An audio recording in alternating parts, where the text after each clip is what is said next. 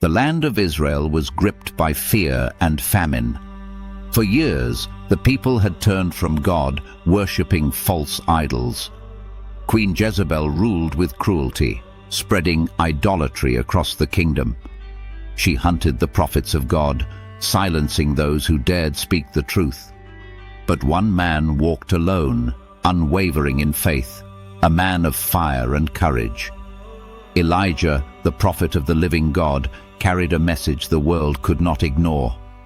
He wandered the hills and valleys, speaking to God in solitude, sustained by the unseen hand of heaven. No army could deter him, no threat could break him. Elijah knew the Lord's power was greater than any king or queen, any storm or sword. Elijah appeared before King Ahab and the people of Israel, his eyes blazing with determination.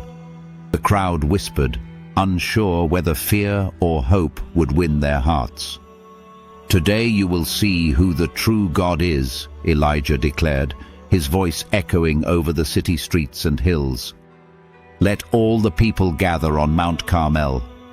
The prophets of Baal shall call upon their God, and I will call upon the Lord. Whoever answers with fire, he is God." The murmuring grew louder. Some feared the queen's wrath. Others longed for hope. No one had dared speak so openly against Jezebel or her prophets, but Elijah's faith would not be silenced. On the mountaintop, the Israelites assembled. 450 prophets of Baal danced and shouted, calling to their God from morning until noon. They leaped upon the altar, shouted louder, cut themselves to draw blood, but still no answer came. Elijah watched in silence, his heart steady. He understood that the deafening cries and frantic rituals of false gods would accomplish nothing. Their silence would speak louder than any shout. He turned to the people and asked, "How long will you falter between two opinions? If the Lord is God, follow him. If Baal, then follow him." The crowd trembled, sensing that a decisive moment had arrived. Fear battled curiosity in their hearts. Then Elijah stepped forward. Calmly, he repaired the altar of the Lord, taking 12 stones to represent the 12 tribes of Israel. He dug a trench around it, placed the wood and sacrifice upon it, and instructed, "Fill it with water." The people stared, bewildered, as Elijah commanded them to pour water over the altar again and again. 3 times the water flowed, soaking the offering, filling the trench, drenching the stones. The murmurs grew.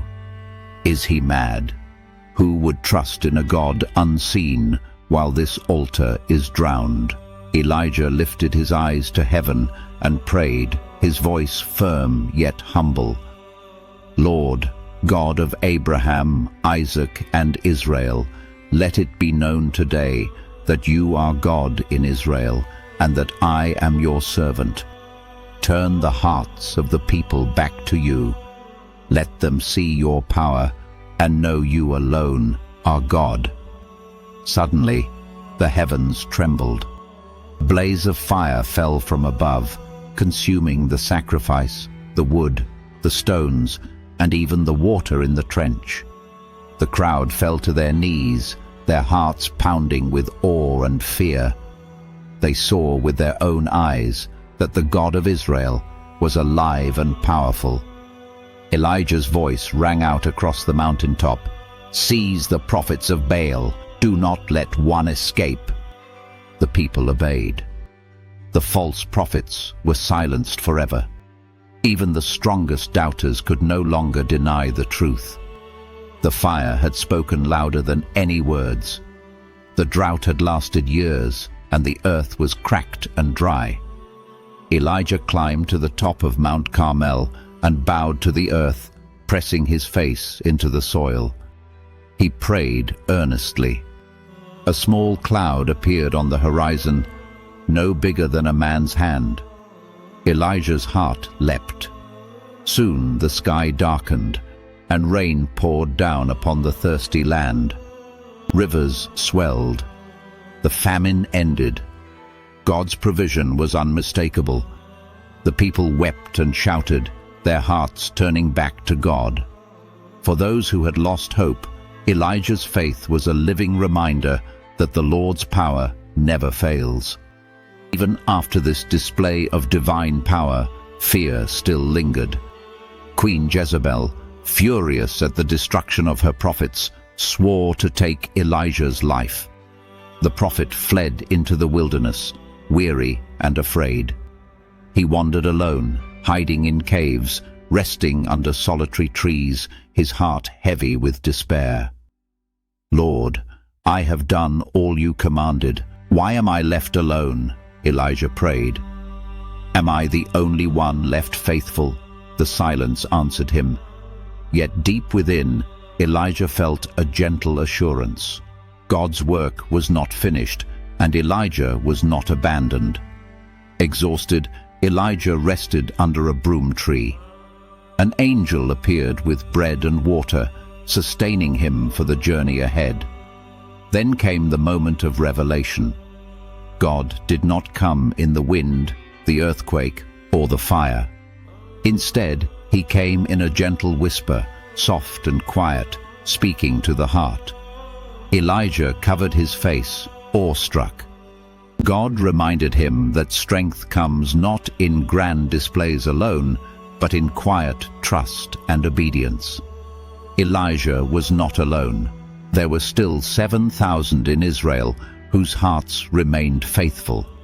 Faith is often nurtured in silence, and Elijah learned that even the strongest servant must sometimes rest in God's gentle presence. God's plan was not yet complete. Elijah was to prepare a new prophet, Elisha, to continue his work. He found Elisha at the plowing fields, laboring with oxen. With a simple gesture, Elijah cast his mantle upon him, a sign that the Spirit of God would now rest on this new servant. Elisha immediately left his plow and followed, leaving behind his old life to carry forward God's mission. The mantle was more than a garment. It was a symbol of faith, courage, and responsibility passing from one generation to the next. Elijah's earthly journey was reaching its climax. As he and Elisha walked together, a whirlwind appeared. From the sky, a chariot of fire, drawn by horses of fire, descended. Elijah was lifted up, leaving the earth behind, carried into the heavens before the astonished eyes of Elisha. The prophet's mantle fell to the ground, a sign of God's enduring power. Elisha picked it up, knowing that he would continue the mission, empowered by the same Spirit.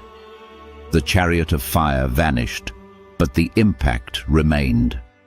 God's presence had been revealed, undeniable and eternal.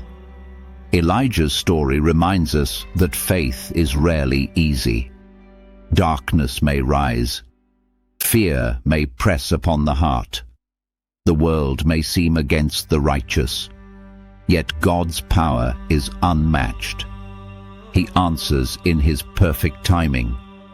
He sustains those who trust Him even in moments of despair. And He calls each generation to carry the flame of faith forward, passing the mantle to those who will continue His work. Elijah stood for God, and through him, the people saw that no force on earth could silence the living God. The fire of God is still alive today, calling us to trust, obey, and walk boldly in His ways.